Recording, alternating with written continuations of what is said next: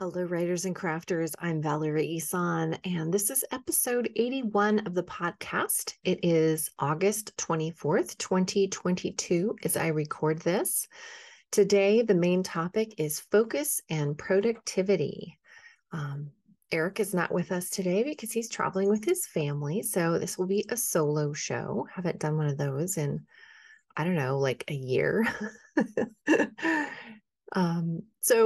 No new patrons this week, but a big heartfelt jolly dance for existing patrons. Thank you, thank you, thank you. You mean the world to me. Thanks for believing in me and in the podcast. If you want to be a podcast patron, you can sponsor this podcast by going to patreon.com/Valerie Isan, IHSAN. For as low as $1 a month, you can get a shout out on the podcast. We can make announcements for you on the podcast. And at other tiers, the benefits do increase. There's free books, accountability Zoom calls, scene analysis, mastermind calls, and even free writer craft retreat tickets. That's going to be important in just a minute. Become a patron of the arts at patreon.com/Valerie Isan, IHSAN. I am still reading the Book of Form and Emptiness by Ruth Ozeki. I'm really enjoying it. It's super interesting the way the story is being told by the point of view of the book, which is kind of mind-blowing. My husband said that is not a new thing, that other books have done that, but this is the first time I've read it. So it kind of reminds me a little bit of The Book Thief, you know, how the POV was death. In that book, that was mind-blowing to me too. I thought that was amazing. The Book of Form and Emptiness is what I'm reading right now. I'm also listening to The Mountains We Carry by Zaid Brifkani. And I actually narrated part of that book, so that's why I'm listening to it. It was one of my first attempts at narration, so it's a little bit amateur, but the story is really good and compelling. So I'm listening to it for the story because I only ever read my parts before when I was narrating. In my to be read pile, it's a little too early to start thinking about the next book because I'm only about halfway through the Book of Form and Emptiness. But Magic for Beginners by Kelly Link might be coming up. That's a book of short stories. How to Be a Good Creature by Cy Montgomery. That's a memoir. And A Prayer for the Crown Shy by Becky Chambers is fantasy. So those are all kind of closer to the top of my to be read pile. I don't know what will actually come to the surface when the Ruth Ozeki book is done, but just some thoughts. Okay, so announcements. I still wanted to put a plug out for Erick's new book, Chasing Shadows, which I bought. It's out now. You can buy it wherever you buy your books.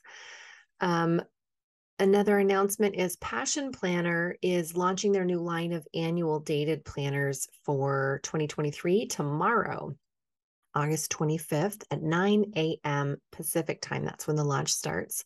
I've already got mine picked out. I'm going to, have my alarm set so that once it hits 9 o'clock, I can go over and buy the one that I want. I've been using my planner more and more to take the edge off my stress, playing with stickers and markers in my planner on a weekly basis really gives me that little wee bit of creative time each week that's separate from my writing and book making time. So that's important to me. Okay, so Writer Craft Writing Retreat is scheduled for next summer. It's going to be August 24th to the 27th in 2023. The tickets are $900 this year and include all the lodging and the gourmet meals, plus instruction and coaching, retreat time by the river. It's in Marcola, Oregon. There are payment plans available and registration is going to open November 1st. Patrons receive a hefty discount and can buy early. You can buy right now if you're a patron. You can, of course, your monthly payments are going to be even less, the earlier you start making monthly payments. So you can go to valerieisan.com/retreat for more information. And if you do want to get your ticket early, there's only 9 left now because I've already opened it up for the alumni people. So if you want to buy early, then you can become a patron for $1 a month. And if you buy at a, excuse me, if you become a patron at a higher tier, then retreat tickets are included in your patronage. So go check out patreon.com/Valerie Isan and valerieisan.com/retreat for all that information. Okay, we're going to start talking about focus and productivity. Here's what I learned about accountability groups years ago. They're awesome. And here's why. I have some mutated Wonder Woman glitch in my brain that makes me volunteer for jobs or writing projects or helping friends out at a rate that would stagger a cheetah. And it always ends badly. I'm either stressed out so much that I start eating my weight in potato chips or chocolate bars or candy by the bag, or I'm crying, or I abandon everything and just jump ship and sleep, which is usually my sign that depression is looming, because overwhelm equals depression for me in my body, in my mind, my spirit. So I really need to keep on guard for the amount of projects that I take on all at once, which is difficult when my default setting is, well, how hard could it be? Or, really wanting to help out a fellow writer or something like that. So accountability groups. The biggest takeaway from the group I was in was this. If you have too much on your list, none of it gets done. That's it. That's the secret. When I remember hearing 3 things, that's all you can do. You get to get those 3 things done. And if you have time and energy left, great, you can do more, but you can only pick 3 things to focus on this week. And when I'd hear that, I would cry. In Barnes and Noble, Starbucks Cafe, I would cry because I could only choose 3 things to focus on. And I knew in my cells that I had like 87 other things to do. How could I just pick 3 things? I remember hearing, I think you should not put anything else on your plate until you finish selling your house. And I remember crying in Springfield's public house because I couldn't bear the thought of not working forward on my dreams while I did this other big, humongous thing, which was fixing up and selling my rental house. I hate being told that I need to prioritize. That word prioritize is kind of a naughty word in my lexicon. I despise this perceived weakness in not being able to do it all, which of course is lunacy. You can't do it all. There is not physically enough energy in a body to do it all, and there is not enough actual time to fit things in. Things take a certain amount of time. There's 24 hours in a day. You got to sleep in there and eat in there, and there's other obligations you have. So it's just not possible to fit it all in. Sure, you can set a Pomodoro timer for 25 minutes and focus on that one thing at a time, but I can't do that 84 times.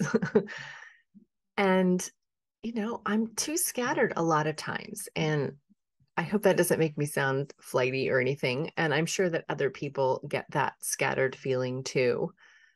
So it's it's never the quality, like deep work that Cal Newport talks about, or the one thing that Gary Keller writes about. And it's certainly not the way of essentialism that Greg McKeown talks about. Have you read this book? I have it here on I just finished it not too long ago. Essentialism by Greg, I'm going to say McKeown. I'm not sure how he pronounces it. Here's a little taste of it. I think it's super important. It was pretty mind-blowing for me to read. It was one of those big mirror books that made me look at myself. Okay, the difference between the way of the essentialist and the way of the non-essentialist, which is me over here, can be seen in the figure opposite. So for the podcast listeners, this is a picture of a circle, and that's your energy ball. And the non-essentialist has little arrows shooting off every which way, every direction, looks like little sunbeams just radiating out in all directions.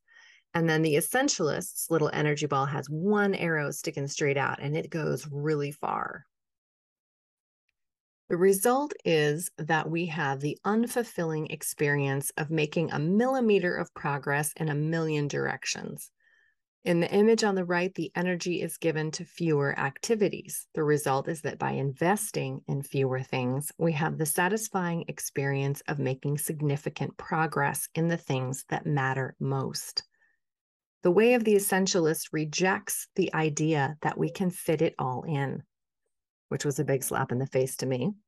Instead, it requires us to grapple with real trade-offs and make tough decisions.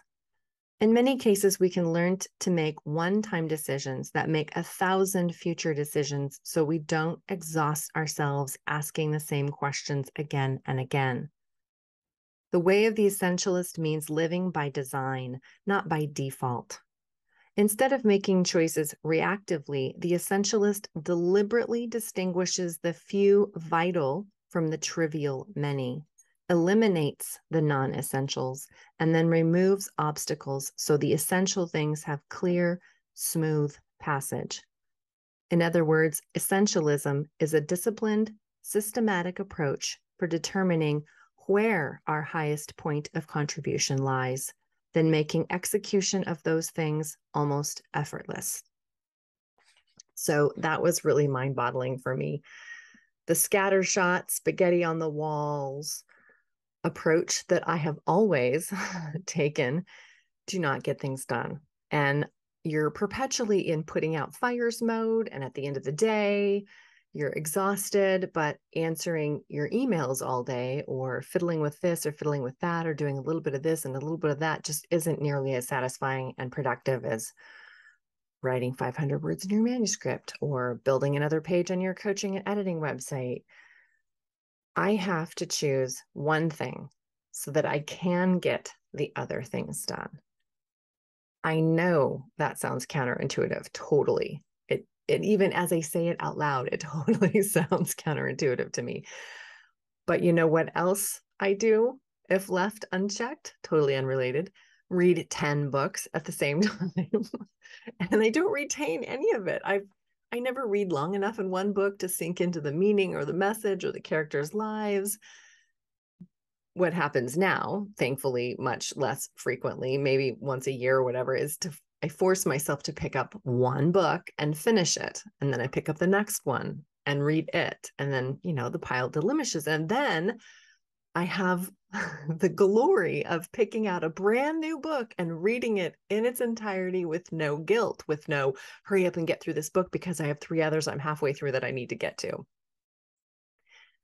So it's like that with your author life too. We all have hopes and dreams and goals and projects and maybe even tasks and backlog. The coolest thing that happens when we focus on one thing at a time is getting to the end of the year and reviewing what you've accomplished. And I do that in my passion planner every year. I do an end of the year review. And, I remember one year I just ran around higgly-piggly, feeling way more stressed than normal. And I still managed to start this podcast way back in the day. And I started a Patreon page and I adopted a dog and I made important business decisions and I sold that house and I retired from my massage practice. I started a new job at the bookstore and I designed a signature coaching program that, one day I hope will fund my husband's retirement and our move to Costa Rica. All that to say that that's a big long list for someone that doesn't think they can get anything done. So focus is what did that. Even the little that I could scrape up in odd moments between, winter depression induced Netflix binges and my crazy non-essentialist attitude for life up until this point. So one other thing I wanted to mention was that when I focus, I really can prevent burnout. If I can pick 1 or 2 things that I can focus on for a month, still knowing there's 82 other things on my list that's taunting me. But if I can just finish those 1 or 2 things on them that I'm focusing on that month, then I can build self-confidence. my self-esteem grows. I start treating myself with compassion and respect, and that enables me and empowers me to do even more. I can give myself little pep talks like, yeah, I know you still have this big fat list over there, and I'll get to each and every one of you, but you need to wait in line just like everyone else here. And that is power. That is space to breathe without beating myself up. That is accomplishing what I set out to do. That is focusing and finishing something. And that is really magic for me, because I do tend to be a little scattered unless I force myself to pick one thing at a time and do that. And that's why focus is so important to productivity. So that felt kind of like a little, I hope that was a pep talk and not a rant. I feel passionate about focus and productivity because I am scattered, and I do know what it's like to forget what I'm doing halfway through and have to look back at a list so that I can remember what I'm doing. And there's a lot of stuff, especially if you work from home, there's a lot of things that distract you. The dogs have done a bunch of distracting stuff during this podcast episode, for instance. And if I'm working from home, I know there's piles of laundry that I could be washing, and the vacuuming needs to be done, and I need to water the lawn because it's crisping up, and I need to weed this bed and change the sheets on my bed, and there's so much to do at home, and it is distracting. So having a plan for your focus really helps. It helps me anyway. So yeah, my regular practice now is just like picking, I can have the to-do list, and I do. And every week I try to narrow that down and just focus on a few things for the week. And I pick one project that I'm working on per month. And usually I break those down into a smaller, actionable steps that I can then plug in as my to-do list for that week.